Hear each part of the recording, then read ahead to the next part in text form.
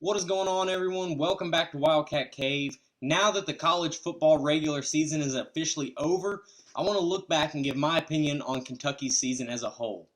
Before we get into that, though, we have some housekeeping things we need to take care of first. First off, congratulations to Mr. Jakal Holman. He predicted a 40-20 Kentucky win over Louisville. The final score ended up being UK dog walking Louisville 52-21. Nobody was super close this week, but Mr. Holman here was the closest. So congratulations. Make sure you, along with everybody else, is subscribed and has the notification bell turned on, because we're going to be running another contest in my next video, and you don't want to miss out on that. Next is, I've heard a few of you guys offer up some video suggestions, and a couple of the ones that I've heard the most are ranking the Calipari player since he's been here and doing a question and answer video.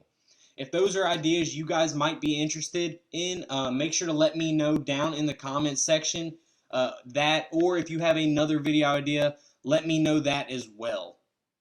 Now, before we wrap up the season as a whole, I would be remiss if I didn't talk about what happened last night. After a week of listening to Louisville fans tell me how Malik Cunningham is going to run all over us, or how Louisville is going to just absolutely expose Kentucky, Will Levis and the Cats went into Cardinal Stadium and showed Louisville once again who is Big Brother and who runs this state.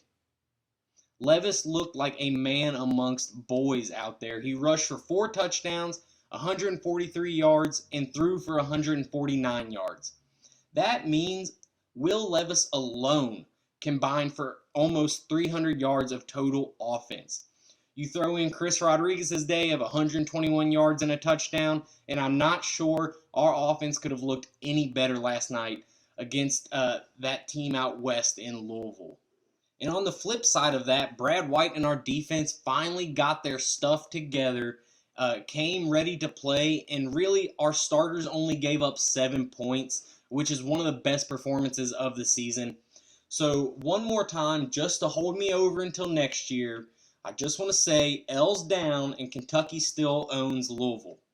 Now we can talk about the rest of the season.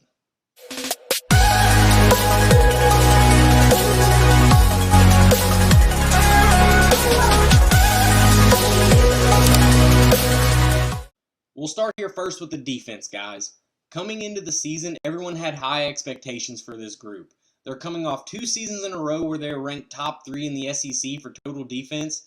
And to start the year, it seemed like they picked up right where they left off. They were able to keep teams at bay and not allow a lot of scoring. It seemed like what was Kentucky's biggest issue last year, getting pressure on the quarterback, had been fixed, and the defense was going to be elite again. And to some extent, that was true. Last season, Kentucky only recorded 15 sacks, which included 5 in the bowl game. This year, as of right now, after Louisville, before any bowl games, Kentucky is sitting at 29 sacks on the year. That's a huge improvement and a big reason why, as this team has had the success that it's had.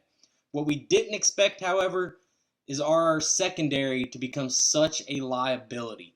Once we began playing pass-heavy teams, especially passing teams with mobile quarterbacks, they really began to expose our corners and our safeties.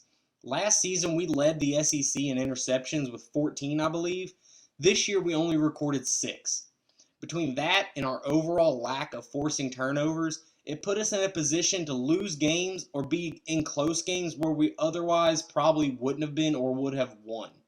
Not to mention just the complete inability of our corners to play man coverage. It seems like anyone that wanted to could complete passes on us, and we just had no answer for it really from the Georgia game on. The game that really hurt us, though, and exposed that was Tennessee. They beat us on a lot of chunk plays. We basically handed them 21 points on just big chunk plays where we had missed assignments and blown coverages. The exception to that, however, was of course last night against Louisville. Going into it, I was nervous about Malik Cunningham and how he was going to run and do the things that our defense had struggled with up to that point. But I have to give credit to Brad White and the team. They came up with a game plan that worked, and the players executed that game plan almost flawlessly. They were able to contain Cunningham, keep him in the pocket, and force him to throw, which is exactly what Kentucky wanted to do. Overall, for the defense on the year, I'm pretty pleased. I think injuries played a big factor into some of the midseason struggles we saw. Overall, I think the group held up their end of the bargain, and even though there were a lot of times throughout the season that they frustrated me till no end, they finished the season as a top 5 SEC defense once again. I believe that we're going to return a ton of talent on the defensive side of the ball, as well as fixing our issues that we did have through the transfer portal and recruiting. Next season, I look for this defense to return as a top 3 defense in the SEC. Now, moving on to the offense. Coming into the season, the biggest headline was Mark Stoops firing offensive coordinator Eddie Gran and hiring the Rams assistant coach in Liam Cohen. Before he was hired, I never really heard of Liam Cohen before, so I was a little skeptical. I mean, don't get me wrong. Anyone that wasn't Eddie Gran was okay with me at that point. But Cohen wasn't even like the head quarterback coach. He was an assistant quarterback coach with the Rams. Once again, Stoops knew what he was doing, though. Cohen had been nothing short of a miracle for this offense. He took an offense that averaged 120 passing yards a game and only 21 points a game, and transformed that into a team that this season averages 33 points a game and 225 passing yards a game. A big reason for that success outside of Cohen is the 2 transfer portal superstars in Will Levis and Wan'Dale Robinson. Wan'Dale came in from Wisconsin, and he was an instant spark to this Kentucky offense. Last night, he became a single-season reception leader all-time at Kentucky with 94 receptions in a season and had not had a game all year with less than 4. He finished with 94 catches, over 1,100 yards, and 7 touchdowns. Will Levis, on the other hand, provided Kentucky with something Kentucky fans haven't seen in over a decade. A quarterback who can deliver accurate passes from the pocket, willing to put his body on the line, and just a cannon for an arm. I think Kentucky would have been okay with Joey Gatewood or Bo Allen at quarterback this season, but Stoops and Cohen bringing in Will Levis from Penn State really put this offense and this program over the top this season. You add that drastically improved offense and passing attack with what had already been one of the best rushing offenses in the country and in the SEC for a few seasons now, and now you have a program that can all of a sudden really compete in the SEC. The rushing attack starts up front, of course, with the big blue wall when you have guys like Eli Cox, Dare Rosenthal, Darian Kennard. When they're moving bodies out of the way, it makes Chris Rodriguez's job a lot easier. C-Rod rushed for over 1,200 yards so far, averaging over 6 yards a carry and has 8 touchdowns. He's proven himself once again to be one of the best running backs in the SEC and in the country. He finished second only to Tyler Beatty from Mizzou in the SEC in total yards, but to be fair, Mizzou really didn't have any other option to run because they really couldn't pass. They couldn't protect Bazelak enough for them to really establish a solid passing game this season. If Chris Rodriguez decides to come back for his senior year, I think that there's potential there for him to be on the Heisman watch at the beginning of the season. Overall, for this offense, if you've been a Kentucky fan for a long time, I don't think you have much of a choice but to be as happy as you can be about this offense. They didn't play a single opponent that they could not move the ball against this year, and that includes Georgia. You could argue that we move the ball against Georgia better than anybody has. Next season, we will more than likely lose Wan'Dale, Ali, and Darian Kennard, but with the talent that we'll have coming back with Will Levis, Chris Rodriguez, and some underclassmen, I don't look for this offense to skip a beat at all next season. Now, we finished 9-3, second in the SEC East, 4th overall in the SEC. So what does that mean as far as bowl games? Now, obviously, nothing is set in stone right now, but the good news is it means that at the absolute worst, we are probably playing in the Outback Bowl.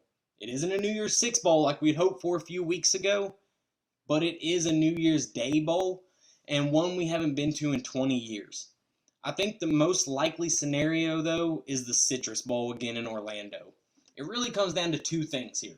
What happens to Alabama, and who does the Citrus Bowl committee pick?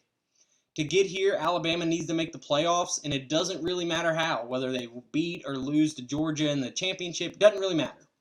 But we need Alabama. If Alabama makes the playoffs, that means Ole Miss will probably make the Sugar Bowl as the best SEC team not in the playoffs. The problem is, I don't know if they would put 4 teams in New Year's Six bowls. If they did, us, Texas A&M, and Arkansas would all have a shot at the Chick-fil-A or Fiesta Bowl, or the Peach Bowl and the Fiesta Bowl. But assuming that they don't, because they probably won't, it's either us or A&M in the Citrus Bowl, and whoever doesn't get the Citrus Bowl goes to the Outback Bowl. I believe Kentucky travels better, and the Citrus Bowl would choose us over A&M, but it's really just kind of up in the air. The other scenario would be Alabama does not make the playoffs. They go to the Sugar Bowl. Ole Miss will get the Peach Bowl, and then there's no chance at a New Year's Six Bowl. I mean, don't get me wrong, our chances aren't great, or they're very, very slim at making a New Year's Six Bowl right now, but there is a slight chance. If Alabama doesn't make the playoffs, that almost puts our chances at 0. But that still puts us in contention with Alabama not in the playoffs for the Citrus or the Outback Bowl. Ideally, Kentucky fans, I think, should root for Alabama to make the playoffs because that will give us the best chance at the Citrus Bowl. But either way, both bowl games are really good. If you're planning on going, go ahead and book your flight to Florida on January 1st. We will be playing in Florida on January 1st, 99% sure.